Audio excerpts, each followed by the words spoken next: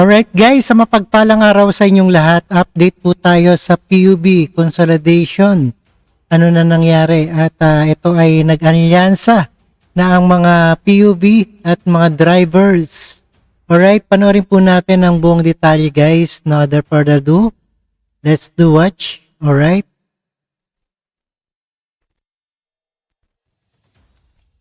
Alright, let's get it on.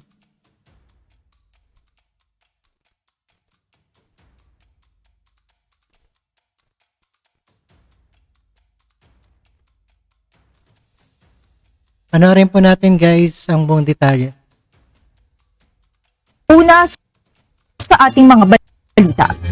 Nanindigan ng mga transport group na Manibela at Piston na bibiyahe pa rin kahit sinimulan na ng Land Transportation, Franchising and Regulatory Board o LTFRB ang panghuhuli sa mga unconsolidated jeepney.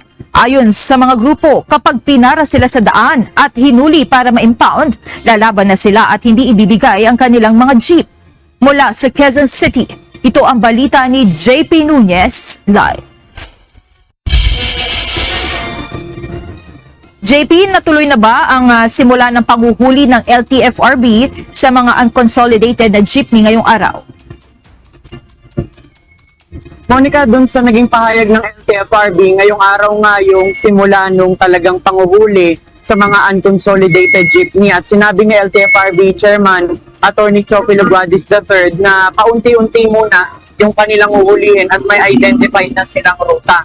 Pero kanina, nangamusta tayo sa LTFRB kung ano yung naging resulta ng first day ng panguhuli, pero wala pa silang ibinibigay na detalye at datos kung ilan ba yung mga unconsolidated na jeepney na nahuli nila sa unang araw ng paghihigpit sa mga unconsolidated jeepney.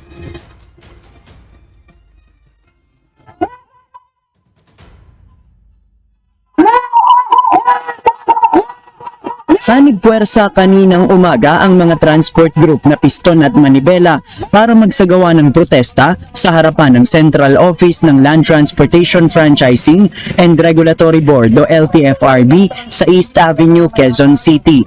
Sama-sama ang mga miyembro ng dalawang grupo mula sa iba't ibang ruta sa Metro Manila, gayon din sa kalapit na mga probinsya gaya ng Cavite, Rizal at Bulacan. Tinututulan ng dalawang grupo ang simula ng panghuhuli ng LTFRB ngayong araw sa mga tradisyonal na jeep na hindi nagpa-consolidate ng prangkisa hanggang noong April 13. Ayon sa Piston, tinatanggalan sila ng hanap buhay ng gobyerno na siyang dapat nagbibigay ng kabuhayan sa kanila. Hindi pa sila nakontento. Tinanggalan na nga nila kami ng prangkisa, kukunin pa nila yung jeep. Sigaw pa rin ng mga grupo ang pagbasura sa Public Utility Vehicle Modernization Program o PUVMP at pagbabalik ng 5 taong bisa ng prangkisa. Ayon naman sa Manibela at ilang mga operator at tsuper na hindi nagpa-consolidate, kahit sinimulan ng LTFRB ang panghuhuli, hindi nila isusuko ang kanilang mga tradisyonal na jeep sa mga otoridad para ma-impound. Tuloy-tuloy po ang pamamasada, ang paginitan nila, yung sinasabi nilang totoong kolorum. Ito, may mga prangkisa, sila ang nagtanggal, sila ang dahilan kung bakit naging kolorum. Pumasok kami sa hanap buhay, wala pa sila dyan, may mga prangkisa na kami, tinanggal nila, mga baboy sila, binaboy nila ang sektor ng transportasyon. Hindi po namin ibibigay yun. Hindi po namin ibibigay dahil sa amin naman po yun. Ang sa kanila naman, pang-iipit lang sa amin. Eh bakit naman po kami ipitin? Alright, may tama naman sila dyan. Pero talagang luma na yung ang mga modernisasyon na jeep natin. Tatanggalan nila kami ng hanap buhay. Darating ang panahon, sir, na hulihan, lalaban na po talaga kami.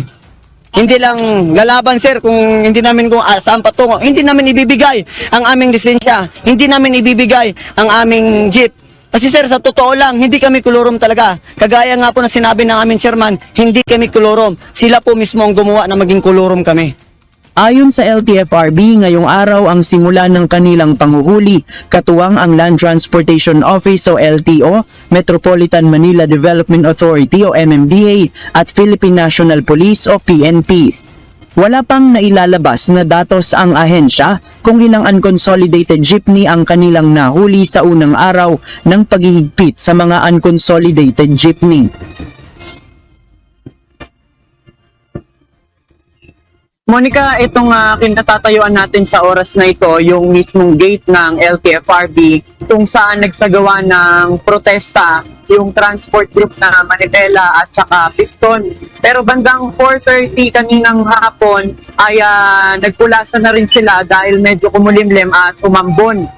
Pati yung mga kasama sa QCPD ay nagsialisa na rin at ngayon ay wala ng mga nagsasagawa ng protesta dito sa opisina ng LTFRB. Sabi ng transport group na Manibela, pwedeng sa mga susunod na araw ay magsagawa pa sila ng protesta. Depende dun sa kanilang mapapagkasundoan para nga tutulan pa rin itong ginagawang panguhuli ng LTFRB at yung pagpapatupad ng PUDMP. Yan muna ang ating latest live. Alright guys, napakinggan natin at napanood ang bagong balita sa rally. Nag-alyansa ang mga PUB drivers na hindi sila susuko at hindi nila ibibigay ang kanilang prangkisa at sila ay may linya. At maraming salamat sa inyong lahat and peace out. Thank you guys.